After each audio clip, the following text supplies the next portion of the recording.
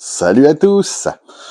Un autre kit de chez Amusing Hobby que j'ai eu par ailleurs avant ceux que je vous ai présentés précédemment, qui est en fait le premier qu'ils aient sorti au 1.48, le 48A001. Ils le considèrent comme du Seconde Guerre mondiale. Pourquoi mais bon, c'est plus du Luft 46 comme ceux qu'ils ont déjà produit. Par ailleurs, il s'agit du Focke-Wulf Triebflügel. À savoir que c'est donc du 1.48e, l'illustration date de 2017. Nous avons ici les schémas. Donc, idem que les autres, c'était un paper plane. Il n'a jamais dépassé le stade de la planche à dessin. Nous avons donc des décales, pièces transparentes et d'autres pièces pour constituer l'appareil. In English, ben voilà. Ce petit chasseur faisait plus ou moins la part belle à la réaction, puisque ce sont 3 moteurs à réaction sur une hélice qui rappelle un hélicoptère qui tourne autour de la cellule centrale.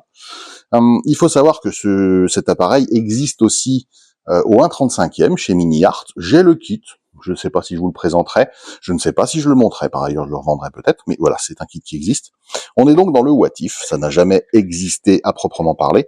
Et ça faisait un peu écho à l'échec du Nater, qui lui a volé, lui a existé, lui a tué ses pilotes notamment, qui était en fait un chasseur à ergol, qui est un point de défense, c'est-à-dire qu'on décolle, on défend et on essaye d'atterrir. Celui-ci avait un train à quadricycle, comme on peut le voir sur l'illustration, mais c'est un autre débat. Est-ce que ça aurait fonctionné ou pas? On ne sait pas. Les pièces. Alors les pièces, on a une première grappe avec un gros bout de fuselage. Voilà. Ici, on a l'anneau central sur lequel viendront se fixer les pales. Donc ça donne une section, la section du fuselage est grosso modo de 3 cm et demi, donc c'est assez gros, c'est bien du 48e.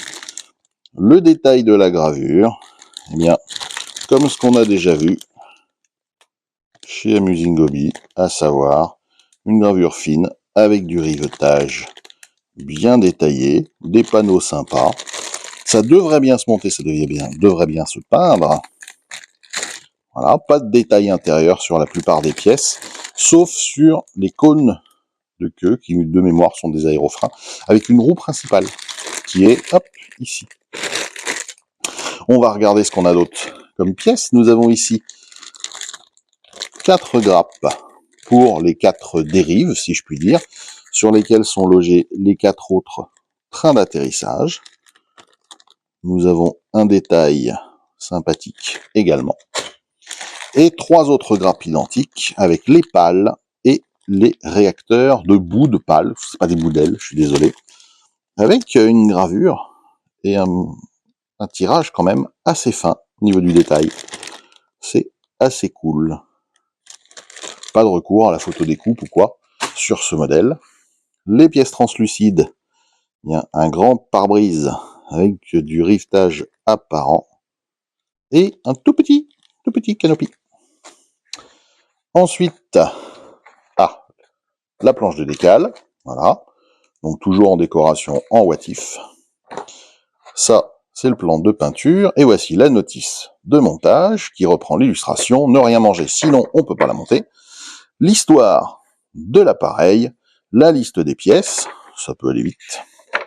On commence bien évidemment par le cockpit, qui est, alors voilà, on n'a pas de harnais, etc. On peut piocher dans des boîtes de photodécoupe pour d'autres appareils, ça choquera pas dans un cockpit comme ça.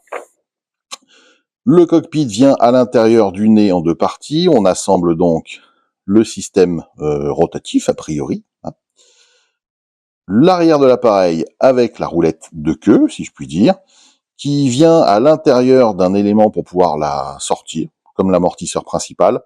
On vient coller tout ça, on a ici les antennes radio et de positionnement. Ici, on va faire 3 fois le jeu pour les pales avec les réacteurs au bout, qu'on vient fixer sur le fuselage principal dans les orifices prévus à cet effet.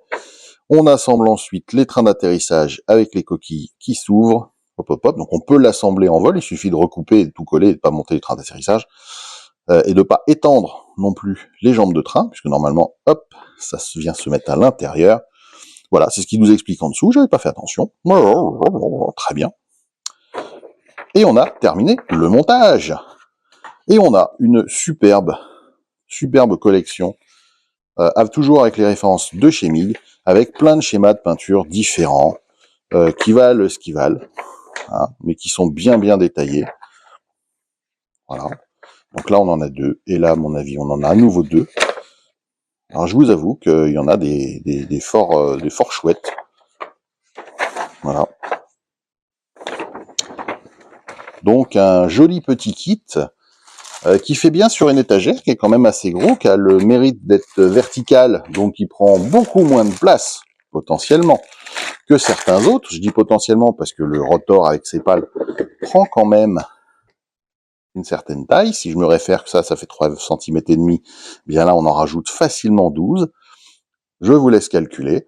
Moi, je vous dis à très bientôt pour un autre kit sur un paper plane. Merci de m'avoir suivi. Bienvenue aux abonnés. Coucou aux nouveaux. N'hésitez pas à cliquer. Ciao, ciao.